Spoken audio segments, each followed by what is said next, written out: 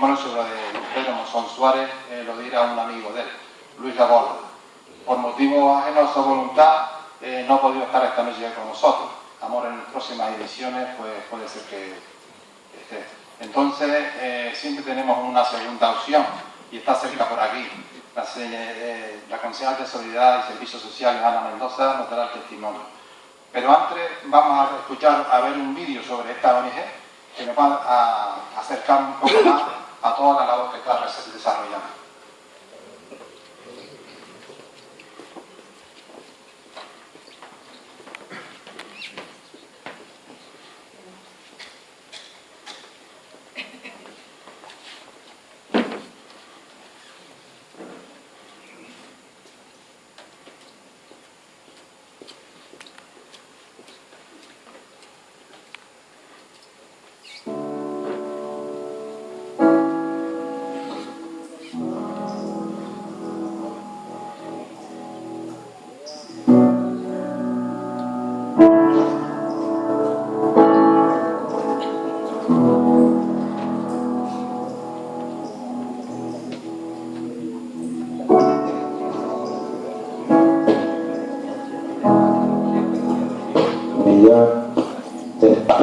Problemas de paro, no tienen trabajo y en otras partes del mundo la gente se muere porque no hay un médico, ni bueno ni malo, simplemente un médico que diagnostica una diarrea, que insula a un niño, es decir, que evite que una persona se muera, o bien en aquellos casos que no se puede hacer nada, que ayude a morir a la gente de una manera digna, sin sufrimiento.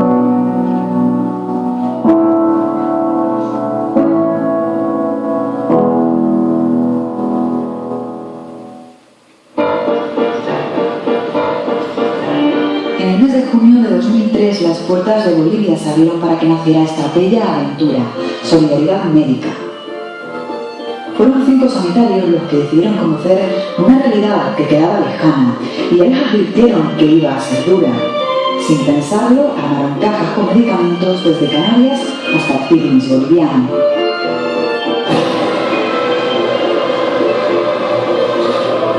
En aquel primer viaje, la necesidad y la realidad de la zona facilitaron que el compromiso con Bolivia de esas 5 personas fuera total.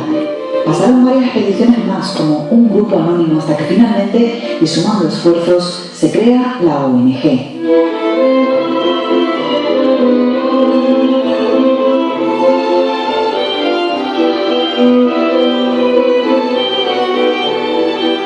Solidaridad Médica es una organización española no gubernamental que trabaja en la provincia del Beni, Bolivia, en plena selva amazónica.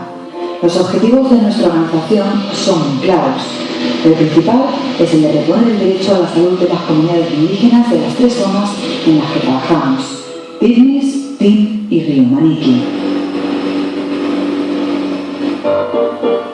Bolivia, según el Índice de Desarrollo Humano del Programa de las Naciones Unidas para el Desarrollo, se encuentra en los puestos más bajos del continente americano, por encima de países como Haití, Honduras o incluso Nicaragua. Ya en estos indicativos globales de la esperanza de vida, la alfabetización, la educación o el nivel de vida, Bolivia sigue luchando para alcanzar unos mejores indicadores. Dentro del país, la provincia en la que trabaja nuestra organización, el Beni, es uno de los departamentos más pobres y aislados del país. La climatología en Bolivia es bastante peculiar. Las estaciones se pueden definir solo en 2 durante todo el año: la seca y la húmeda. En la temporada de lluvia las precipitaciones marcan mucho el desarrollo del día a día.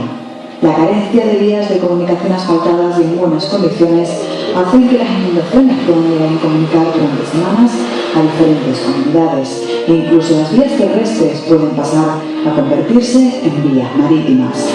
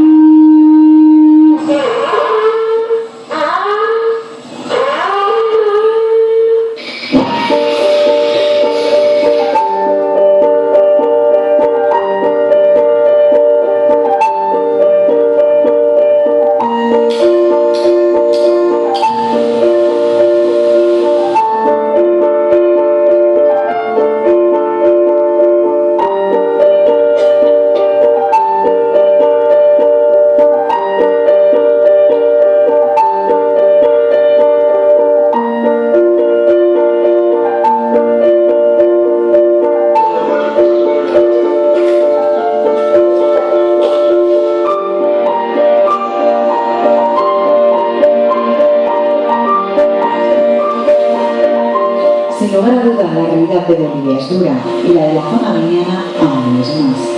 La asistencia sanitaria en la zona de Tignis nos ha permitido marcar el inicio de la labor de esta ONG para mejorar y reponer el derecho a la salud en varias zonas del Amazonas boliviano. El problema que te encuentras es el problema derivado de que no existe acceso a la salud. Yo siempre planteo la misma historia, planteense ustedes lo que significa no tener médico ni medicamento. Entonces, un dolor de cabeza, un dolor de muela, un dolor de espalda, sufrirlo a pelo porque no hay medicamentos. Las cosas más graves, lo inminente sería la muerte, lógicamente, porque no tienen remedios que te vayan a sanar. Pero estamos hablando de zonas donde trabajan la ONG por definición, que son donde no existe ningún tipo de acceso a la salud. La gente no tiene nada con lo que curarse. Entonces, lógicamente, el impacto que tiene es grandísimo.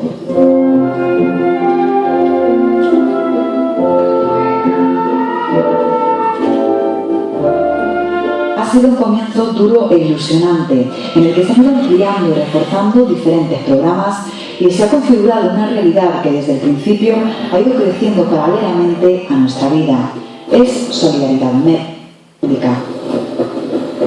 Solidaridad Médica pues, es un grupo de jóvenes aquí en Bolivia, Solidaridad Médica Bolivia, que nos hemos reunido, hemos formado una organización para trabajar juntamente como contraparte local con Solidaridad Médica España.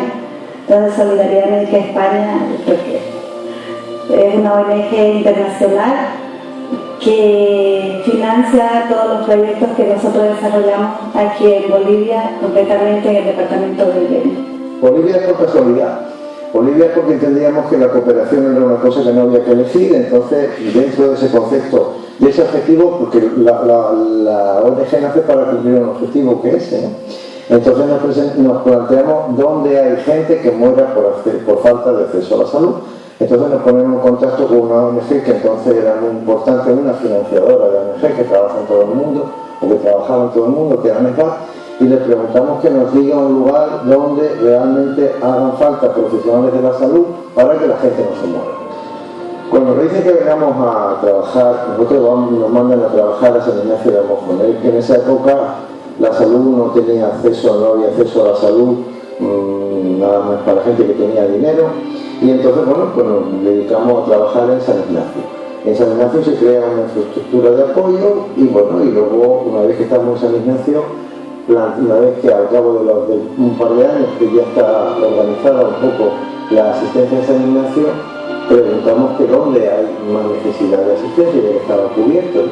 Entonces nos dicen que en el territorio indígena Parque Nacional de Siboro Securé era una zona donde no había asistencia. Nadie sabía de aquella zona, no se conocía y nos planteamos como reto intentar ir a ver qué es lo que había.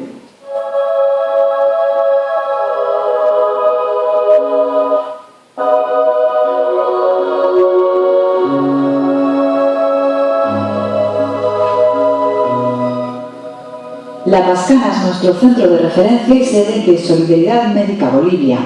Es un centro multidisciplinar donde disponemos de varios pabellones: farmacia, enfermería, puestos de radiocomunicación, secretaría, laboratorio, consulta odontológica, almacén general, comedor, tawichi y 2 pabellones con habitaciones para 50 personas, aparte de un gran salón de actos que puede albergar en caso de necesidades de urgencia hasta 30 camas adicionales.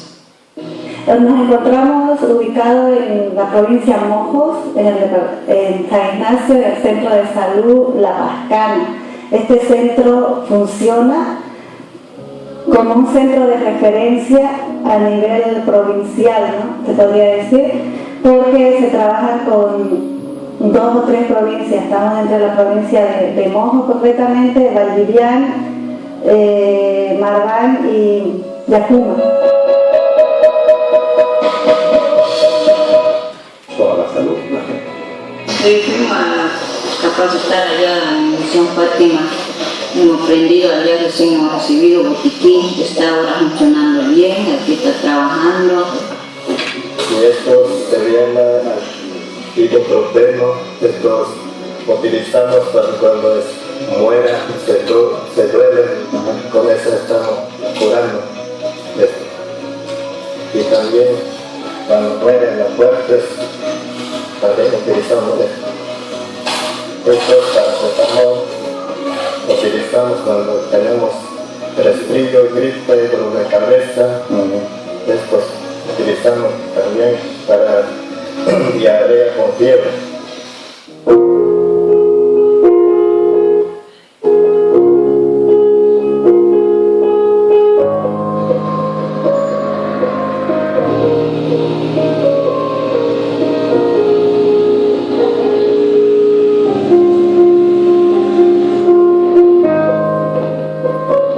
Las brigadas sanitarias son nuestra forma de actuar en las comunidades.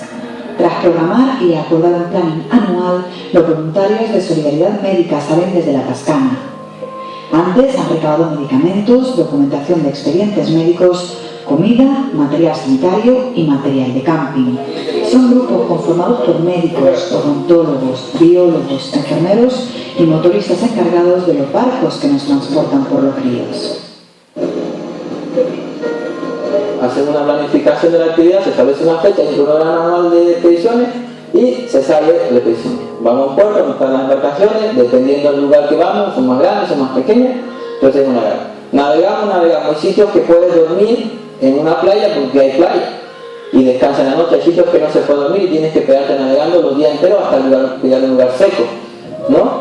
Entonces, llegamos a la comunidad, damos una asistencia hasta que acabemos con la última persona, y esto sí es una norma muy clara, la última persona que necesite asistencia, no nos movemos, y los días que nos toque descansar en la comunidad, pues descansamos, nos cocinamos, porque todos los compañeros lo veían, tanto que tiene tú hacemos turno de cocina, entonces uno tiene que levantarse más temprano a buscar la leña, a pisar, a humearse un poco, ¿no? Y hacer la comida y hacer la cena. Entonces, atendemos a la comunidad, terminamos, marchamos a la siguiente, y el proceso se repite, ¿no?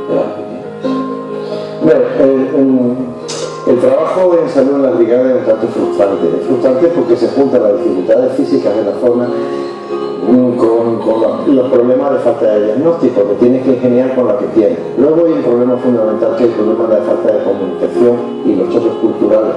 Entonces son gente con una cultura distinta donde no podemos imponer de manera automática una norma que a nosotros nos funciona bien, de tipo higiénico, de tipo sanitario, de tipo de formación, porque no tienen capacidad de asimilarlo, ¿no?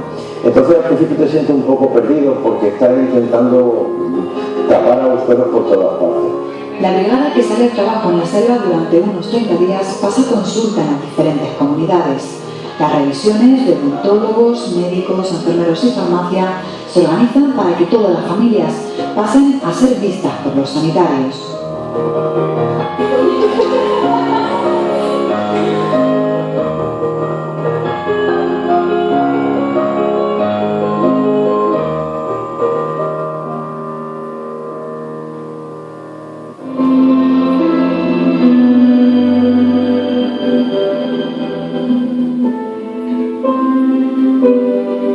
Imagínense la cantidad de contratiempos que puede encontrarse en una brigada o expedición durante casi mes y medio en la selva amazónica, y también las difíciles situaciones de salud que pueden aparecer en su realidad cotidiana.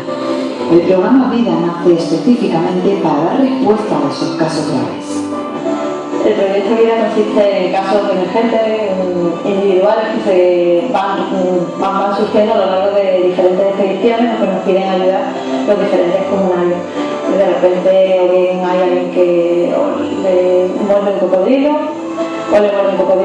o un desnutrido grave que hay que sacar de una comunidad de forma emergente. En ese caso necesitamos el dinero en el momento, entonces ese dinero no se puede conseguir a través de ni subvenciones, no se puede presentar como un proyecto para conseguir subvenciones en instituciones públicas. Entonces, lo que intentamos conseguir es un fondo en el cual tengamos ahí dinero para cuando surjan estos casos no tener que estar buscando el dinero correcto para poder sacar a un niño de su comunidad o a un herido del cual depende de la vida a lo mejor de horas o días. Madre, me copia, cambio. Hoy nos han avisado por radio que tenían dos niños, uno con una desnutrición grave y otro niño que ha llegado cianótico con signos de sepsis y que había que trasladar urgentemente a Trinidad. Entonces hemos tenido que habilitar una avioneta, tenido que ir a San Borja y coger una avioneta, ir a Misión Fátima, recoger a los niños y traerlos a San Ignacio.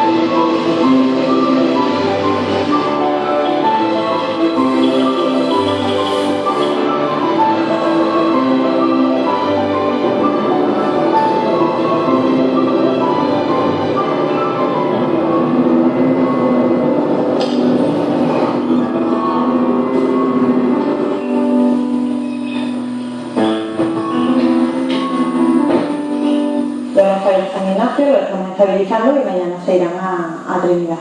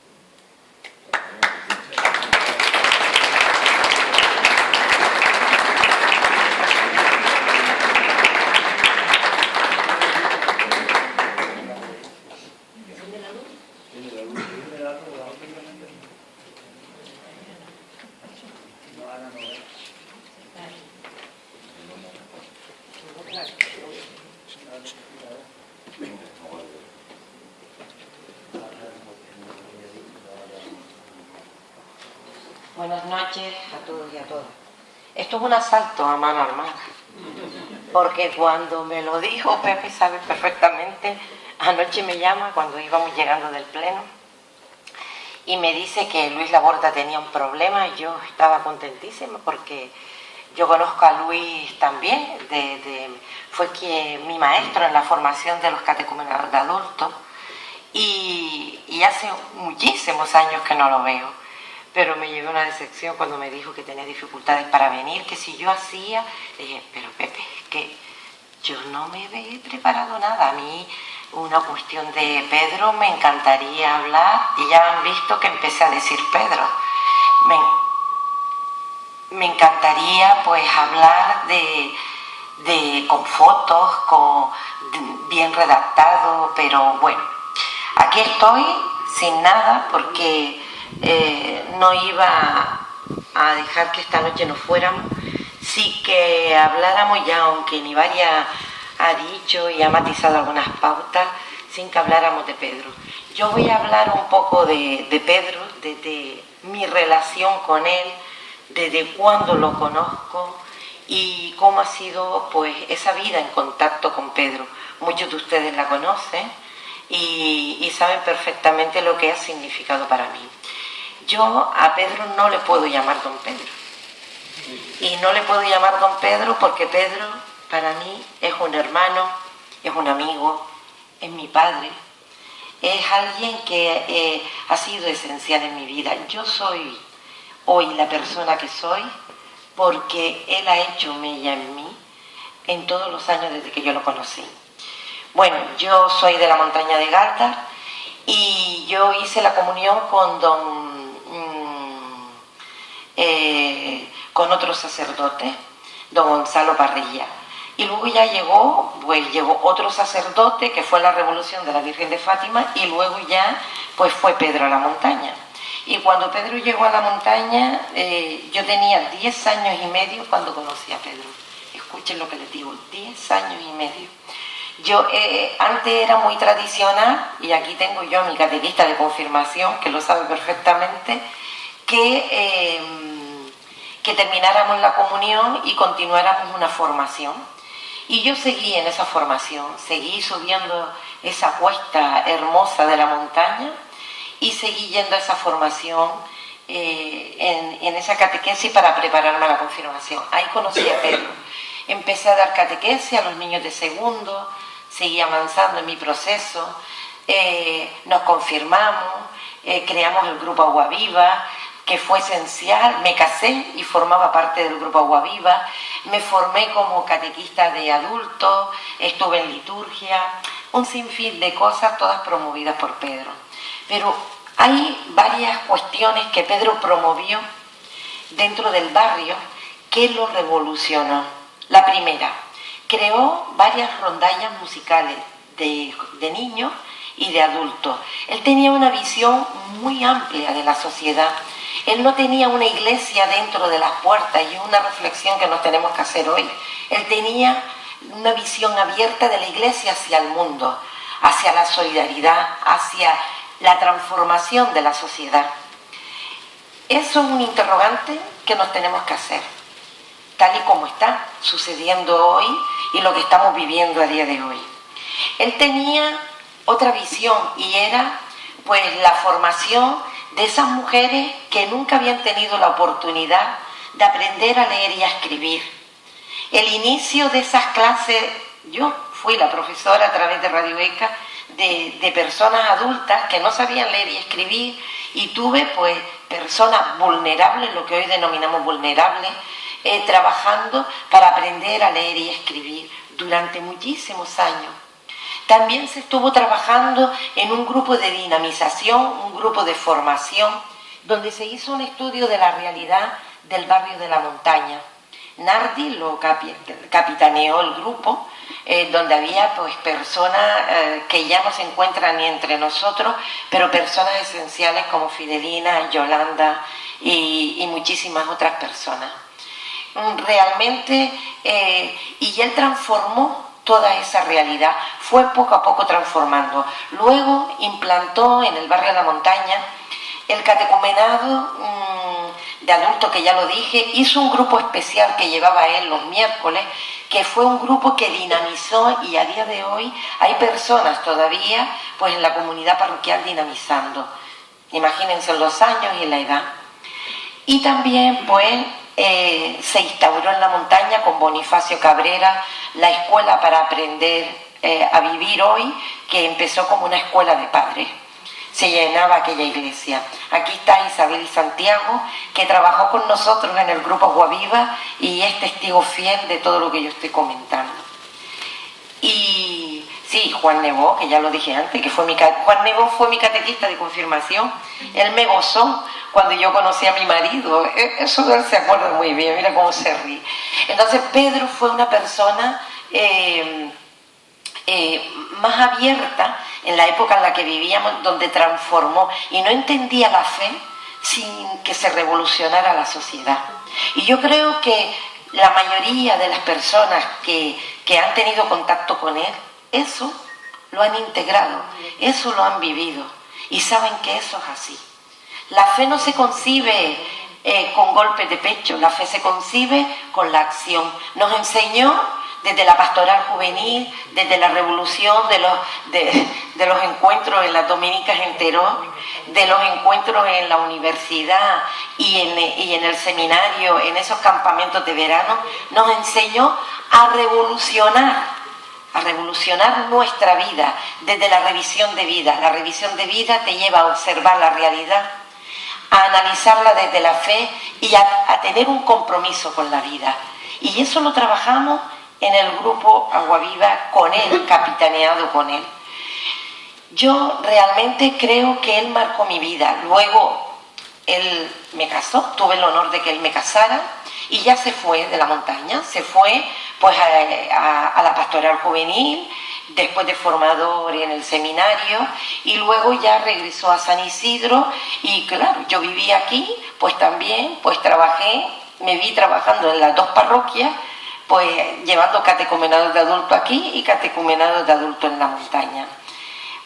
Fue un trabajo realmente intenso, por eso conozco muchísima gente pues de aquí que ha tenido contacto desde la infancia y a la gente de mi montaña. Realmente yo hoy quiero hablar de ese otro ser humano, como decía, la solidaridad y la ternura de los pueblos, que lo daba todo. ¿Ustedes se acuerdan de la zapatilla de Pedro con los calcetines? lo daba todo.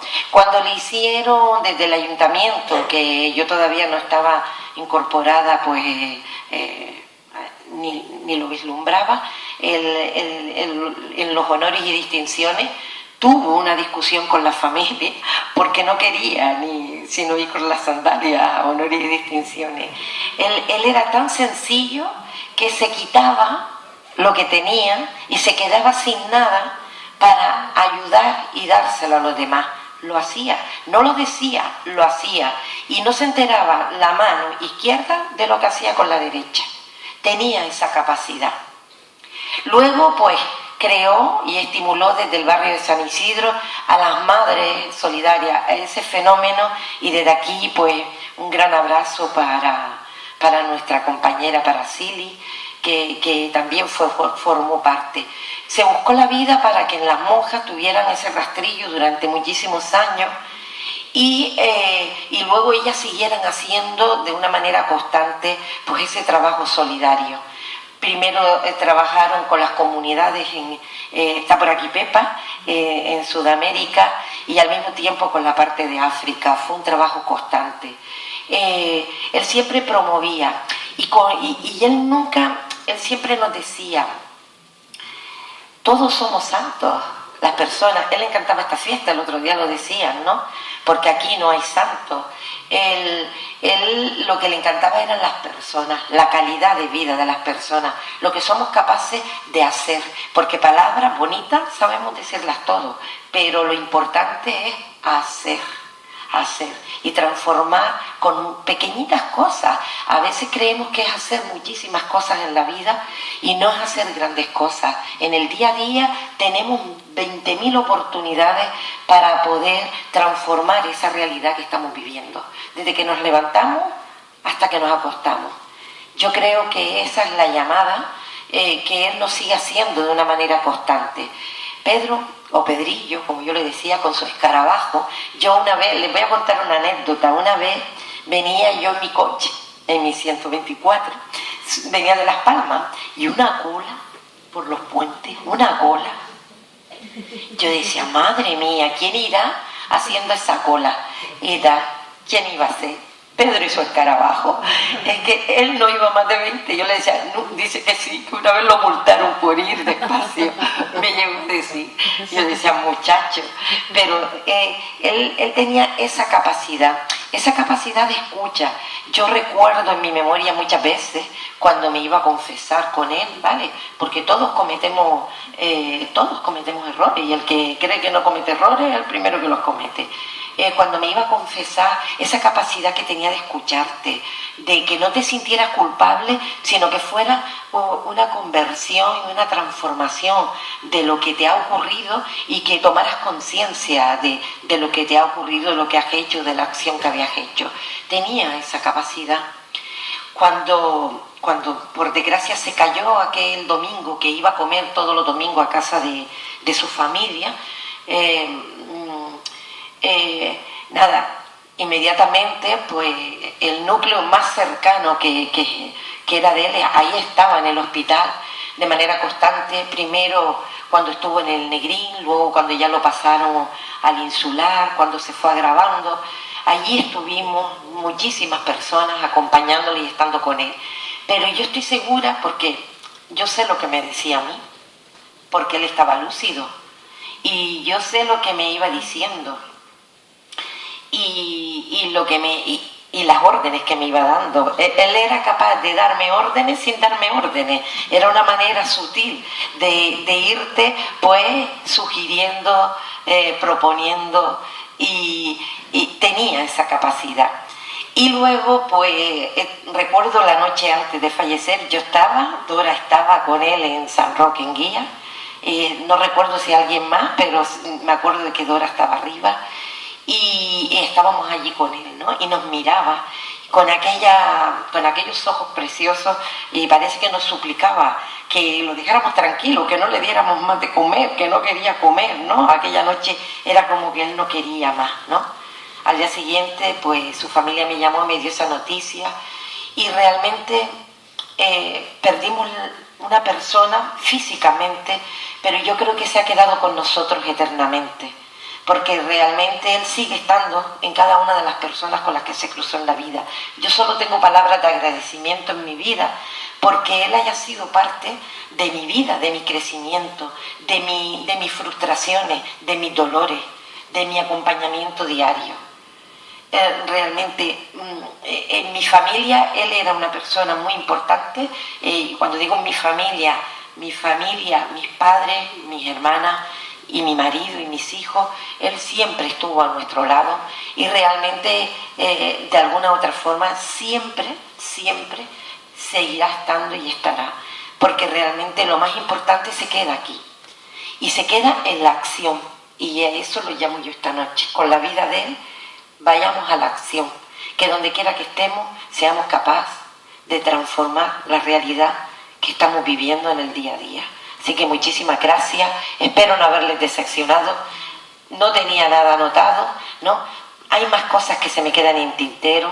Realmente agradecer que tengo hoy una familia en Lanzarote, que era su familia cuando él estuvo de cura en Lanzarote, mucho antes de venir precisamente a la montaña, y realmente él era una persona que creaba redes, y de hecho aquí hay personas de Gáldar, personas de San Isidro, personas de la montaña y personas de diversos sitios. Yo he visto en este encuentro personas de Telde, personas del sur, personas que han tenido la oportunidad y la gracia de haberse cruzado con ese ser extraordinario, porque no olvidemos que era sacerdote, que llevaba su fe, pero era un ser humano que también sufría y que también tenía pues su sentimiento de soledad, de pérdida, y que muchas veces pasaba desapercibido para muchos, pero para los que lo conocíamos sabíamos perfectamente cómo era pues ese camino, que no es fácil. Estar al servicio siempre de los demás de una manera y querer dar respuesta a todo el mundo y ver las limitaciones que tiene la vida no es fácil. Así que muchísimas gracias por haberme invitado. Y bueno, voy a aprovechar que tengo el micro y decir que disculpar al alcalde, que esta noche no ha podido estar. Él le habría encantado. Él también conoció a Pedro desde que era un chiquillo en la montaña, y tiene también pues sus vivencias personales con él. Y nada, yo no tengo palabras, solo de agradecimiento para él y todas las personas que él ha puesto en mi camino a lo largo de todos estos años, que son los que han hecho que yo sea la persona que soy hoy. Y quiero decir una cosa: si yo estoy ahí en política es porque Pedro consiguió convencerme, porque yo no quería. Así que realmente se lo agradezco enormemente, porque con todas mis limitaciones intento hacer un trabajo de servicio a mi pueblo lo mejor que puedo, y desde mi fe pues intento llevar pues lo mejor que puedo las responsabilidades que me han delegado y que tengo pues en este momento al servicio de todos ustedes del pueblo de Gáldar. Así que muchísimas gracias.